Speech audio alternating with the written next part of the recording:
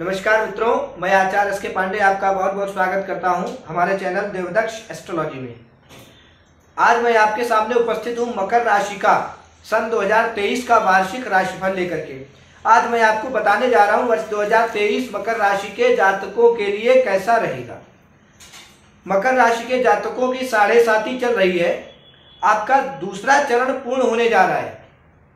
17 जनवरी 2023 को ही शनि महाराज आपकी राशि से परिवर्तित होकर के आपकी ही दूसरे भाव में विराजमान होने जा रहे हैं। जब दूसरे भाव में जा रहे हैं तो मकर राशि के जातकों के लिए 7.5 का अंतिम चरण होने जा रहा है, जो कि आपके लिए कैसा रहेगा।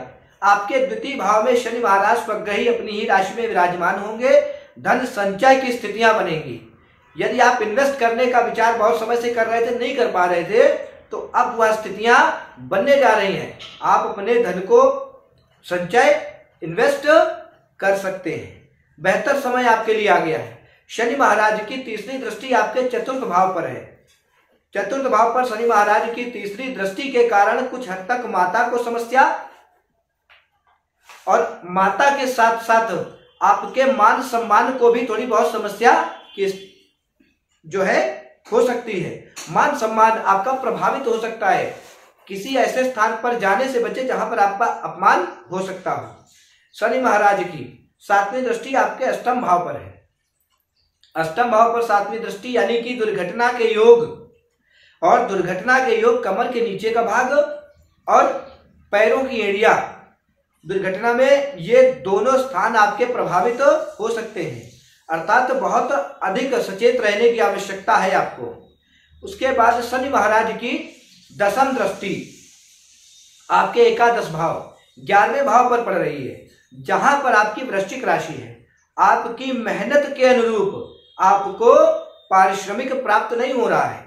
जो आप मेहनत कर रहे हैं, जो आप अत्यधिक परिश्रम कर रहे हैं, उसका पारिश्रमिक शुल्क आपको उस आधार पर प्राप्त नहीं हो रहा है जितनी आप मेहनत कर रहे हैं। तो यहां पर भी थोड़ा सा शनि की दृष्टि के कारण यह समस्या भी आपको बढ़ती हुई दिख रही है। दूसरी बात, इसी स्थान में आपका पूर्व में रुका हुआ कोई कार्य जो है वह भी है, तो वह भी प्रभावित हो जाएगा और वह भी कार्य थोड़ा सा आगे बढ़ जाएगा। उस कार्य में भी अवरोध आएंगे। आप यह सोच रहे थे कि चलिए इस वर्ष नहीं हो पाया तो मैं 2023 में यह कार्य कर लूंगा, किंतु यहां पर भी वो समस्या आपकी घटने वाली नहीं है, वो बढ़ जाएगी। थोड़ा सा वो समय और लग जाएगा आपको उस कार्य को पूर्ण करने में। अब बात करते हैं अगला कौन सा ग्रह राशि परिवर्तन कर रहा है। अगला ग्रह आपका बृहस्पति राशि परिवर्तन कर रहा है, जो कि बृहस्पति महाराज आपके तीसरे भाव में 22 अप्रैल 2023 तक विराजमान रहेंगे और 22 अप्रैल 2023 के बाद आपके चौथे भाव में पहुंचेंगे। जैसे ही चौथे भाव में पहुंचेंगे तो घर के अंदर की स्थितियों में थोड़ा सा बदलाव लाएंगे। घर में मांगलिक उत्सव, मांगलिक कार्यक्रम इत्यादि की व्यवस्था बनेगी। आपके घर में, आपके परिवार में कोई ऐसा बच्चा है जिसका विवाह बहुत समय से नहीं हो पा रहा है, तो उस बच्चे का विवाह होगा। विवाह की स्थितियां बनेंगी, विवाह से संबंधित तैयारियां होंगी 1 वर्ष के भीतर। और उसके बाद बृहस्पति महाराज की 5वीं दृष्टि आपके 8वें भाव पर पड़ेगी। शनि की भी वहीं पर दृष्टि पड़ रही है। तो जो दुर्घटना से होने वाला बड़ा नुकसान है, बृहस्पति की दृष्टि के कारण वह नुकसान टल जाएगा और वह नुकसान छोटी अवस्था में होगा। चोट चपेट इत्यादि तो आपको आएगी, मगर बहुत अधिक समस्या नहीं होगी। और अष्टम भाव पर शनि और बृहस्पति दोनों की दृष्टियां हैं, जिस कारण यदि आप रिसर्च से जुड़ा हुआ कोई कार्य कर रहे हैं, किसी चीज पर रिसर्च कर रहे हैं, या अपने ही क्षेत्र में कोई गोपनीय कार्य करना चाह रहे हैं, कोई ऐसा कार्य जो आपने किसी को आसपास में अपने परिजनों को, अपने संबंधियों को, सगे मित्रों को इत्यादि को नहीं बताया है, और आप उस कार्य में लाभ चाहते हैं, तो उस कार्य से संबंधित आपको लाभ प्राप्त होगा। उसके बाद बृहस्पति महाराज की 7वीं दृष्टि आपके 10वें भाव पर पड़ रही है। पिता के लिए भी धन संचय की स्थिति बेहतर हो जाएगी।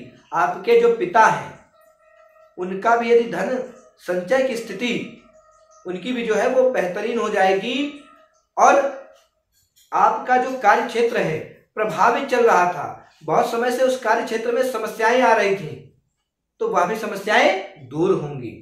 उसके उपरांत बृहस्पति महाराज की नवी दृष्टि आपके द्वादश भाव पे जा रही है। जीवन साथी के बीच जो मतभेद की स्थितियां थी, जो समस्याएं थी, वह भी शीघ्र दूर हो जाएंगी और वहां पर भी आपको लाभ की स्थिति प्राप्त होगी। अब बात करते हैं राहु महाराज की। राहु ग्रह 30 अक्टूबर 2023 तक मेष राशि में ही विराजमान रहेंगे और मेष राशि आपके चतुर्थ भाव में है। जब चतुर्थ भाव में मेष राशि है, वहां राहु भी विराजमान है, वहां पर बृहस्पति के जाने से ही स्थितियां थोड़ी आपके लिए अच्छी नहीं बन रही हैं। घर के अंदर का वातावरण दूषित हो जाएगा। परिवार में किसी व्यक्ति को कोई ऐसी समस्या हो सकती है जो बहुत अधिक समय तक चले। कोई ऐसी बीमारी हो सकती है जो थोड़ा सा ज्यादा समय ले ले ठीक होने में। और राहु का वहां पर होना, राहु की 5वीं दृष्टि आपके 8वें भाव में पड़ रही है, जिसके कारण आपको मैंने बताया कि गोपनीय जो कार्य आप कर रहे हैं उसमें लाभ प्राप्त होगा। किंतु राहु की 7वीं दृष्टि जो है आपके दशम भाव में पड़ रही है। अब जब दशम भाव में पड़ रही है तो कार्य क्षेत्र में समस्याएं तो आपके चल ही रही हैं। बृहस्पति की दृष्टि के कारण वो समस्याएं रुक जाएंगी, किंतु राहु और बृहस्पति दोनों की दृष्टि जब पड़ रही है तो वहां पर स्थितियां ये रहेंगी कि समस्याएं रुक तो जाएंगी किंतु समाप्त नहीं होंगी, वह समस्याएं कम हो जाएंगी। 30 अक्टूबर के बाद जब राहु महाराज परिवर्तित हो जाएंगे, मीन में चले जाएंगे, तो आपकी वो आजीविका के क्षेत्र, कार्य क्षेत्र से जुड़ी हुई जो समस्या है वह समाप्त हो जाएगी। अब राहु महाराज की नवी दृष्टि आपके द्वादश भाव पर पड़ रही है। द्वादश भाव यानी कि जहां पर आप रह रहे हैं, जिस स्थान पर आप निवास कर रहे हैं, उस स्थान पर आप निवास भी नहीं कर पाएंगे, वहां से भी परिवर्तन की स्थिति बन रही है, वहां से भी आपको परिवर्तन करना पड़ सकता है। अब बात करते हैं केतु महाराज की। केतु महाराज 30 अक्टूबर 2023 तक वह भी आपके दशम भाव में विराजमान है, यानी कि तुला राशि में विराजमान है। तुला राशि में वह विराजमान है तो आपको कोई उपलब्धि तो प्राप्त होगी, कार्य क्षेत्र में प्रमोशन की तो संभावना है।